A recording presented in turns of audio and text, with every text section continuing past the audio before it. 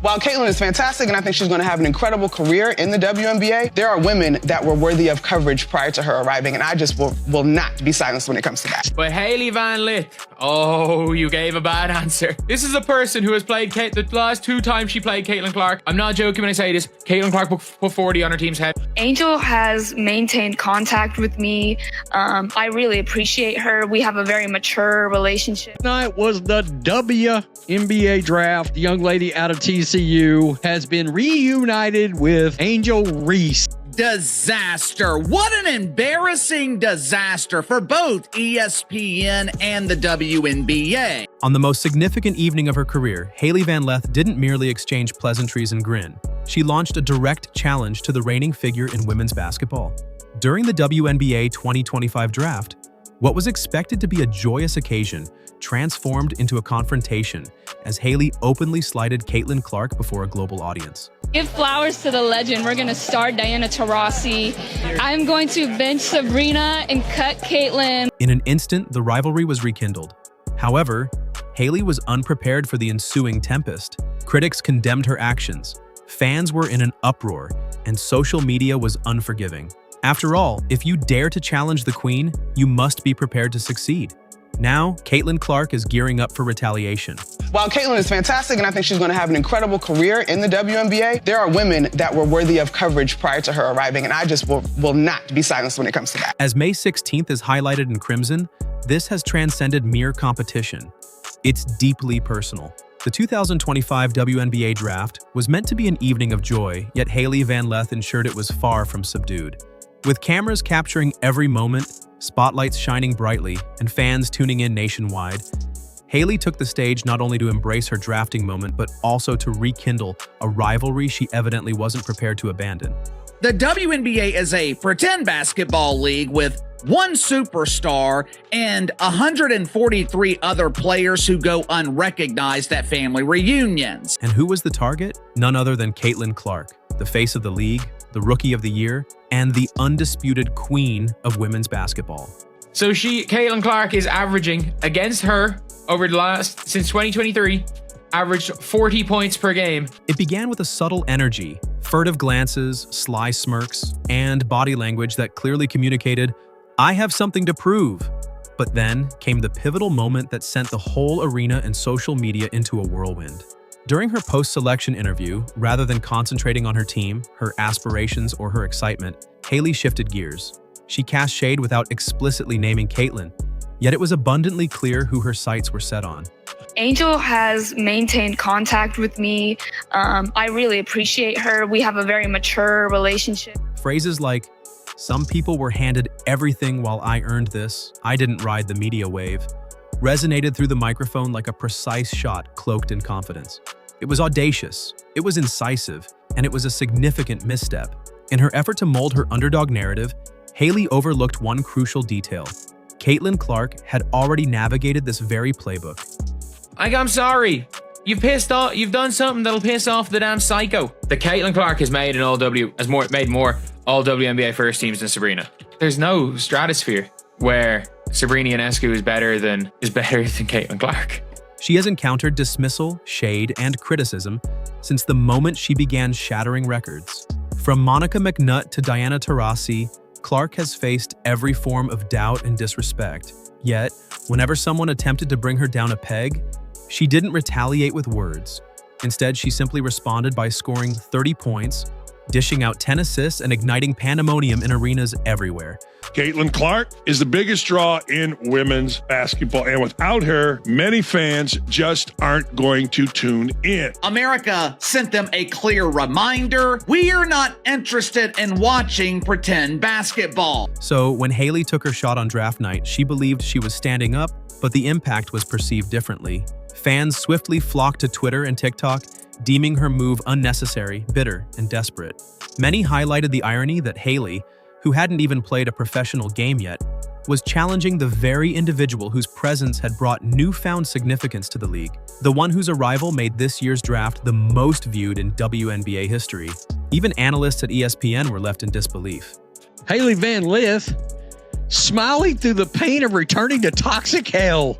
Oh, her face is like the F. Yeah, it's over.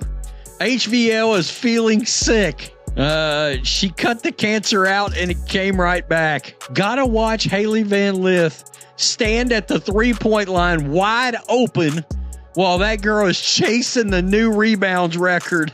That wasn't confidence, marked one panelist. That was envy in disguise. Another added, you can't construct your moment by diminishing someone else, especially when that someone is the reason you're on that stage in the first place. But the most significant reaction came from Caitlyn herself. And it wasn't articulated through a statement or a tweet. It was a silent, icy smile captured on camera as Hailey made her remarks. That expression was reminiscent of the one Clark wore during NCAA tournaments, when opponents attempted to shake her composure, the same look she exhibited when players tried to trash talk before being silenced by a 35-foot three-pointer. They enjoy watching her play, her style, her energy, her shot. Whether it's because her game mirrors one of the greatest players in the NBA in Steph Curry or not, I don't know what it is. It's an intangible thing, right? Yes, we can say she's a dog. Okay, there's been other dogs. Okay, she's a great shooter. There's been other great shooters. She has it. She's got the thing. And for Caitlin Clark to have the awareness to drive the eyeballs there, you have to give her so much credit. It was the expression of someone who absorbed every word, jotted down mental notes, and was already strategizing her response. Not with words, but with a performance that Hailey Van Lith will never forget. While Hailey's comments may have garnered attention, they also attracted criticism from fans, players, media, and even former professionals. What she believed would be a bold power move backfired immediately. The internet swiftly dissected her remarks and contrasted her career with Caitlin Clark's, and the statistics spoke volumes, overshadowing anything Hailey had to offer. Right, and that's what a lot of these women are doing, is they feel like what we have done for this game, this young player has come into our game, and she's getting way more respect and all that stuff than we are. As she should. The young girl is a baller. The young girl has people watching because of the way she can shoot this basketball like Steph Curry. Steph Curry can't dunk. Steph Curry don't do none of that in the game. He can probably dunk by himself, but he don't really do none of that in the game. He is a shooter, and fans tune in to see Steph Curry. When I look at Caitlin Clark, fans are tuning in to watch her. And you know who that's helping? Everybody else. It's helping the Asia Wilsons. It's helping everybody else, the Plums, all that. First, let's discuss performance. Although Hailey had a commendable college career, transferring from Louisville to LSU and then TCU, she never approached the level of dominance that Caitlyn exhibited at Iowa. Caitlyn didn't just lead her team. She redefined the NCAA record books by becoming the all-time leading scorer in college basketball history. She guided her team to consecutive national championship appearances, topped the nation in both points and assists, and consistently posted statistics that seemed straight out of a video game. Who's going to be the next face of the NBA? We don't get to decide that. The marketplace decides that. The people have chosen Caitlin Clark. She was remarkable, on top of the fact that she had to deal with so much hate when she got to the WNBA. Meanwhile, while Hailey's game was gritty and respectable, it just didn't carry the same national significance. She was good, but Caitlyn was truly generational. Then the evidence surfaced. Social media erupted with side-by-side comparisons of stats, clips showcasing Clark's buzzer beaters, logo threes, and sold-out arenas. Her stats. Let me roll down here to the teams. Louisiana State, 11.6 points a game. She leaves and goes straight to TCU, averages almost 18. The year before at Louisville, almost 20 a game. What does that tell you about her hell that she's got coming? She got away once. She can't escape. Fans shared videos of Hailey's draft night remarks, accompanied by captions like, "Jealousy is loud," and "This didn't age well." Hashtags such as #RespectCaitlyn, #StayHumbleHailey, and #ClarkEffect began to trend. WNBA fans weren't the only ones paying attention. Current players started quietly unfollowing Hailey on social media. What is she doing wrong? What more do you want from Caitlin Clark? Seriously, what more do you want from her? She's focusing on the game. She lifted her team up, got them to the playoffs, won Rookie of the Year, and then also is denouncing racial tensions when she's asked about it. I'm sorry, I don't see anything more that Caitlin Clark should have done or could have done. Listen, if people want to portray and paint the narrative that there are racial tensions in the WNBA as a result of Caitlin Clark, I would say that's their own problem. I think Caitlin Clark is doing the right thing, rising above all of the crap that she's had to endure. The amount of fouls committed on Caitlin Clark higher than any other player, flagrant fouls committed on Caitlin Clark higher than any other player. Caitlin Clark was worried about playing the game, and that is why she got Rookie of the Year. She was not worried about the BS. Commentators described her remarks as classless, insecure, and a rookie blunder. But the embarrassment didn't end there. Reports later disclosed that Hailey had been overlooked by several teams before finally being drafted due to concerns that her attitude and locker room presence could potentially be disruptive. One scout even remarked off the record, "She's talented, but she's not Caitlin, and no team wants a player who brings more drama than points." Ouch.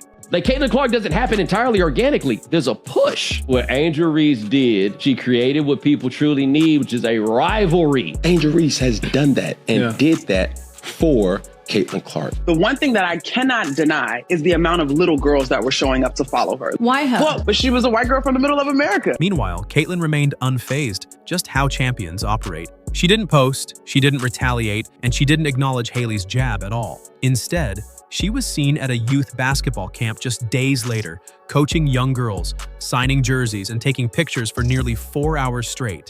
The message was unmistakable. Let Hailey talk. Caitlin was too busy constructing something meaningful.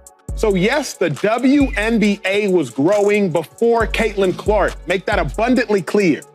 But it was growing incrementally compared to the exponential growth you're seeing now. I remember when the WNBA started. I was thrilled. I was a fan. I couldn't believe it was an opportunity for me, a 5'2", 97-pound girl, to go play professional basketball.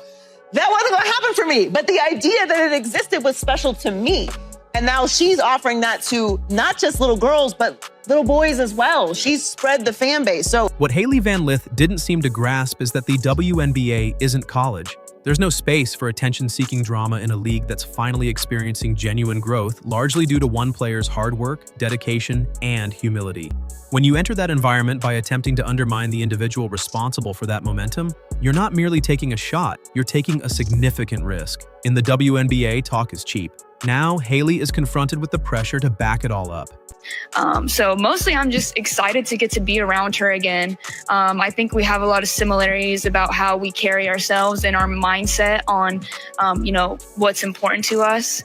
And, she's a dog, man. She turns up the intensity of everybody around her. So I'm excited to be in that environment with her again, where she can pull more out of me than I think I have.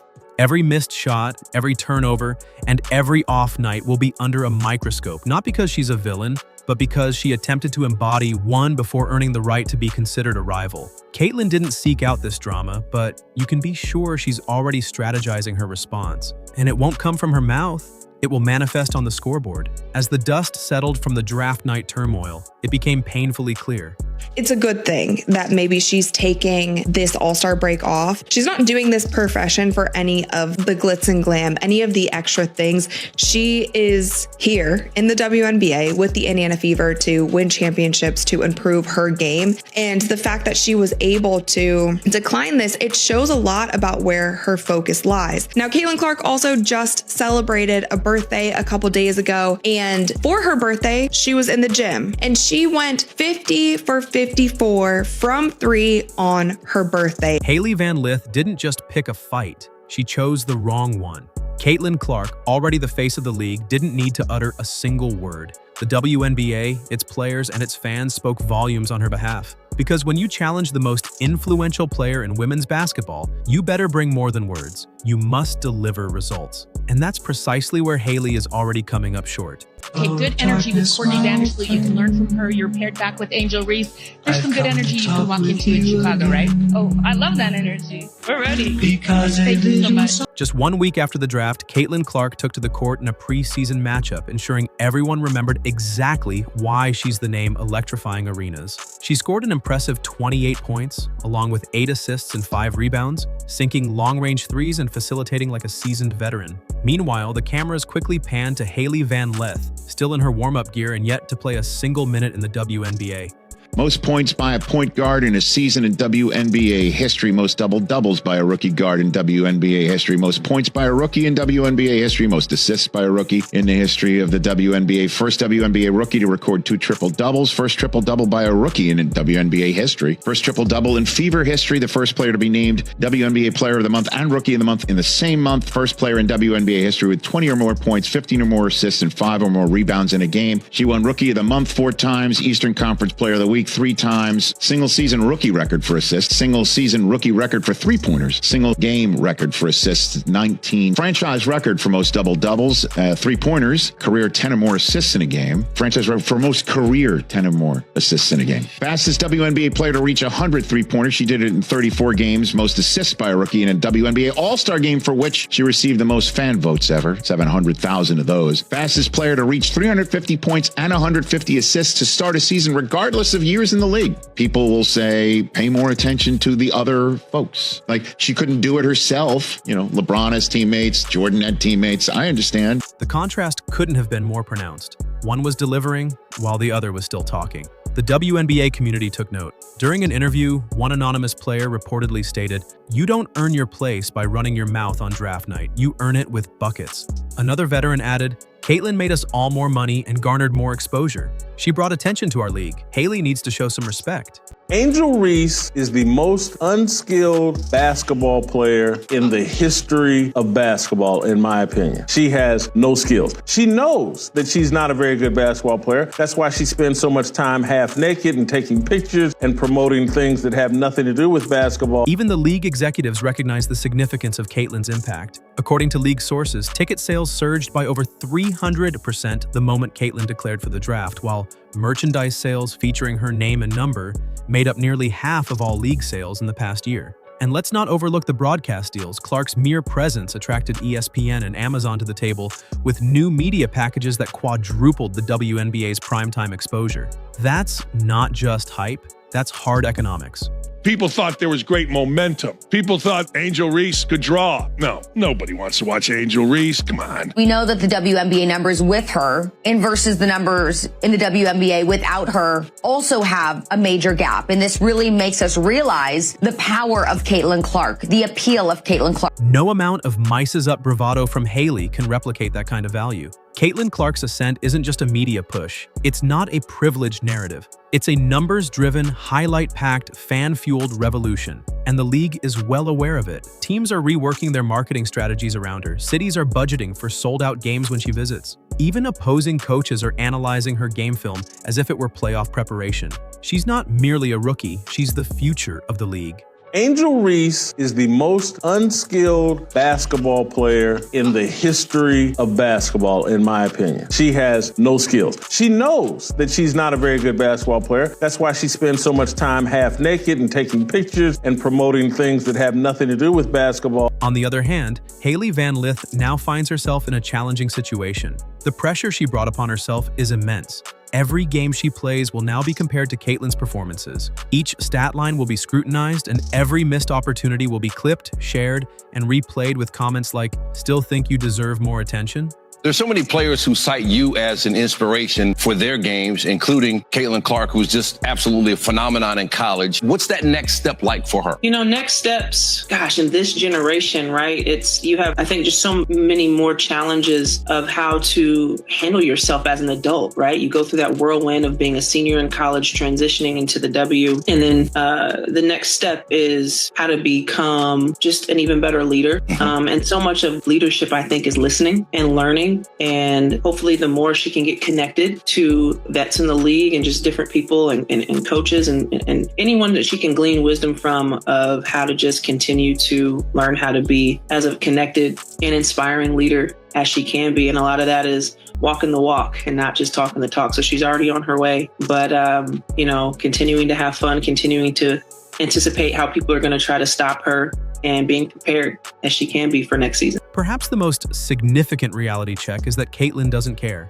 She isn't interested in feuds or sound bites. She's not playing for headlines. She's playing to transform the game. And that's precisely what she's accomplishing. While Hailey's draft night jab may have garnered a few retweets, Caitlin Clark is out here earning respect, one jumper, one pass, and one sold-out arena at a time. And that's a legacy that no one can talk their way into or out of.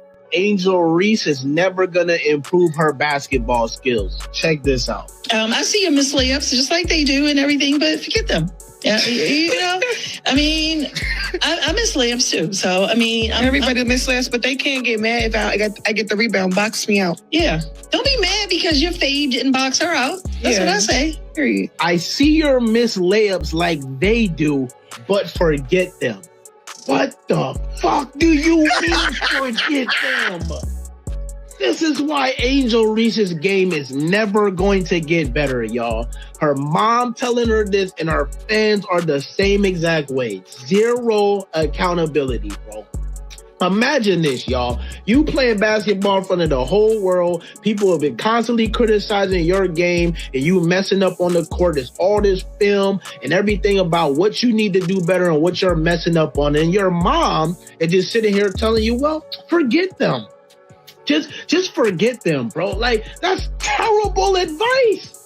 Like we see why Angel Reese is the way that she is. Man, look at how her mom is just talking to her, telling her just forget them, bro. But then y'all are so mad that the world doesn't like her and talk so much shit about her, bro. Right. And then she's like, oh, everybody misses layups. I'm so tired of this everybody misses layups thing. Yes.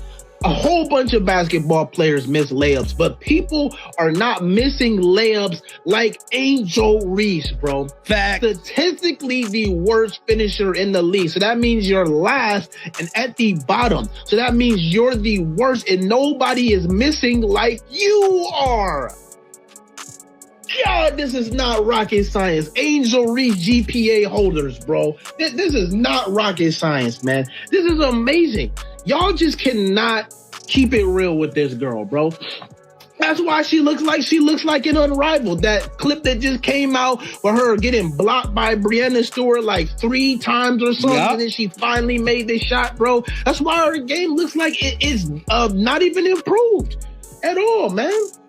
And then the whole, you gotta box me out to get the, bro, you should be making the shot, bro. Instead of sitting up here talking about, oh, people aren't boxing you out and all of this bullshit. Like, if you make the shot, bro, we wouldn't be even sitting up here talking about these whole rebounds and over and that bullshit, man. But it's crazy, bro. It's crazy I came across that clip. I just saw somebody post it today and I'm like, damn, bro. No wonder this girl does not take accountability. Hailey Van Lith wanted a moment, and she got one. But in her attempt to humble Caitlin Clark, she inadvertently humbled herself. When the lights dimmed and the cameras stopped rolling, all that was left were the receipts, the stats, the impact, and the history that Caitlin has already established. Hailey's words may have resonated through draft night, but Caitlin's performance is reverberating throughout the entire league. This wasn't just a clash of rookies, it was a stark reminder of who has earned the spotlight and who is still chasing it. It almost felt like marketers were trying to figure out, like, yeah, we have all of these amazing players and these amazing personalities, but can we push the demographic? And then when Caitlin Clark got to the league, the Angel Reeses got to the league, and they might have been fouled hard. The same thing I saw happen with Shamika Holdsclaw, though. You see my tooth knocked out? Yeah, Rookie season, Jewel Lloyd. My tooth knocked out. I still didn't get it. So how do you? It's cool. T-Clark, how do you feel about the fact that all of a sudden it was, oh, it's too physical. Oh, they're going at them because they're stars. What was your reaction to some of the new viewers and fans to the game thinking that the WNBA was too rough? It was a crazy season because we have never had so much momentum behind our league, so much support, demand, viewership, all that, accessibility. But the craziness that came with the new fandom was rooted in something other than fandom, right? And I think that's very evident to see across the board. In a lot of ways, it has not been about basketball. Like, we can talk about, you know, people getting fouled. I just showed you my tooth getting knocked out. Like, that's been a part of the game. The game has always been physical. I can tell you the amount of times I've left with bloody lips and eyes. I have bruises all over my body, even from the game last night. You can see bruises on my elbow from last night. Like, it's just a part of the game. So there was no targeting. There was no nothing. That narrative that got spun into, oh, the vets hate the rookies hate the vets are going after certain players. It's all bullshit. Like, if I'm just gonna be frank, like, it's all bullshit. What it is racism, right? It gets blown up into, oh, they're going after Caitlin Clark, but no, we're just playing one of the best players that's in this league the way that any other best player, franchise player is gonna get played. Watch how Stewie gets played. Watch how Asia gets played. Watch how Enrique gets played. Watch how Khalid gets played. Go down the list of franchise players for every team. They be getting fucked up every game. It don't matter what position you are, what color you are, what school you came out of. This is how we feed our families. Our job is to go and win. And if we don't win, what happens? We get fired. We lose our jobs. So. And if Hailey thought she could unsettle Caitlin Clark with a microphone, she overlooked one crucial detail. Caitlin doesn't flinch. She responds with points. As the season gets underway, one thing is crystal clear. Caitlin won't need to utter a word. Her game will speak for itself. And when these two finally face off on the court, Hailey better be prepared because the scoreboard doesn't lie. If you're backing Caitlin, drop buckets and don't blink in the comments. And subscribe for more raw truth and real stories that cut through the noise. This season is just getting started, and Caitlin Clark is already in the lead. It's a good thing that maybe she's taking this all-star break off. She's not doing this profession for any of the glitz and glam, any of the extra things. She is here in the WNBA with the Indiana Fever to win championships, to improve her game. And the fact that she was able to decline this, it shows a lot about where her focus lies. We know that the WNBA numbers with her and versus the numbers in the WNBA without her also have a major gap. And this really makes us realize the power of Caitlin Clark, the appeal of Caitlin Clark. Angel Reese is the most unskilled basketball player in the history of basketball, in my opinion. She has no skills. She knows that she's not a very good basketball player. That's why she spends so much time half naked and taking pictures and promoting things that have nothing to do with basketball. Thanks for watching, and see you in the next video.